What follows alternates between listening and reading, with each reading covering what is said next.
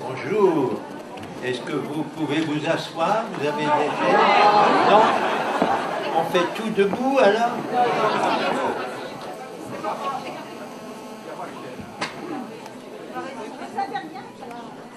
Ça va comme ça? On va vous apporter une chaise. Non, mais moi j'ai un fauteuil. J'ai un fauteuil, mais j'aime pas m'asseoir quand vous êtes debout. Alors, écoutez, merci beaucoup d'être nombreux ce soir, d'être nombreux. Bon, il est 6h30, on a une bonne heure pour discuter. Moi, je parlerai d'abord, parce qu'il faut toujours commencer par parler, mais ensuite, j'espère qu'il y aura des questions et qu'on pourra engager une sorte de débat. Débat sur quoi? Je pense que vous avez tous connu l'existence, ou même peut-être lu ce petit livre que nous venons de sortir, Sylvie Crossman et moi, et que nous avons appelé « Indignez-vous ». Pourquoi et à quoi ça sert? D'abord, il se trouve, l'origine, c'est que nous nous trouvions au plateau des Glières, lieu où les maquis, pendant la Résistance, ont subi les plus lourdes pertes et en même temps ont eu les plus merveilleux succès. Et j'étais là devant 3000 personnes qui s'intéressaient aux souvenirs de la Résistance. Nous étions quelques vieux résistants. Quand je dis vieux, ça veut dire dans le genre 90, 92, 93. Il y avait Raymond Aubrac qui me bat. Chaque fois que nous nous rencontrons, je lui dis « Mais tu es plus vieux que moi ». Alors il me dit « Mais n'insiste pas là-dessus ». Bon, donc nous étions là et nous disions « Il faut se souvenir de ce qu'a été le Conseil national de la résistance ». Pour les gens d'aujourd'hui, c'est loin, c'est passé, les jeunes ne savent même plus ce que c'est. Mais si nous nous rappelons que pendant les années de l'occupation de la France par l'Allemagne, il y a des gens, des clandestins, qui se sont réunis, rassemblant à la fois les mouvements de résistance, les partis, les syndicats, et on dit « Comment voulons-nous que vive la France quand elle sera libérée ?» Quand elle sera libérée, 1943, on ne savait pas encore si elle sera libérée.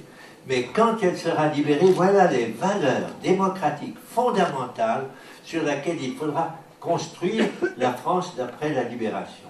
Une presse libre, la libération des féodalités économiques et financières, la sécurité sociale, le logement pour tous, des choses très simples, mais très essentielles, qui figurent dans ce programme. Alors, Sylvie Crossman était là, elle est à la tête des éditions indigènes à Montpellier. Elle m'a entendu prononcer un vibrant discours et elle s'est dit, tiens, celui-là, je vais travailler avec lui. Elle est venue à Paris, elle m'a dit, on va s'asseoir ensemble et on va essayer de rédiger quelque chose qui serait un message du vieux que vous êtes aux jeunes qui peuvent vous entendre. Et c'est cela qui a été la substance de ce petit livre à qui elle-même a voulu donner pour titre « Indignez-vous ». Alors, il a fait un tabac. Actuellement, nous en sommes à 1 400 000 exemplaires en France et à quelque chose comme... C'est beaucoup. Et à environ 17 pays qui ont voulu qu'il soit traduit dans leur langue. Et là où vous me voyez là, mais lundi je vais à Hambourg, dans 8 jours je vais à Milan, ensuite à Turin, ensuite à Madrid et à Barcelone. Bref, je suis complètement bouffé par le succès exceptionnel qu'a eu ce petit livre. Alors, qu'est-ce qu'il faut en tirer et de quoi pouvons-nous aujourd'hui utilement parler? Il ne faut pas parler de « indignez-vous ». C'est un petit coup un coup de trompette pour dire ne soyez pas satisfaits de la situation dans laquelle vous vivez, car elle n'est pas bonne. Et même pire, vous allez au-devant de difficultés encore plus graves. Et on peut vous les énumérer. Il y en a 3 fondamentales. Il y a d'une part, ça va au point de vue, écoute, ça marche assez. Parce que quelquefois avec les micros, il faut se méfier. Quelquefois, il faut les mettre près de la bouche. Quelquefois, il faut les mettre là. Ça dépend. Bon, continuons. Donc, nous avons essayé de dire dans ce petit livre qu'il y a au moins 3 énormes problèmes qui sont très loin d'être résolus. On nous cache le fait que ces problèmes sont là et qui ne sont pas résolus parce que les pouvoirs en place, que ce soit les pouvoirs politiques ou surtout les pouvoirs économiques et financiers, n'ont pas envie que les choses changent parce qu'ils en sont pour le moment encore les bénéficiaires. Mais plus pour longtemps, il n'y a qu'à voir ce qui s'est passé en Tunisie, en Égypte et ailleurs. Les gens qui se sentent mal dirigés, trop opprimés, protestent et s'indignent, et c'est naturel et légitime. Alors, quels sont ces 3 problèmes sur lesquels j'aimerais avoir le sentiment de ceux qui m'écoutent? Le premier, je le vois partout. Je le vois ici à Évreux, au quartier de la Madeleine, paraît-il. Je ne connais pas, mais on m'a dit.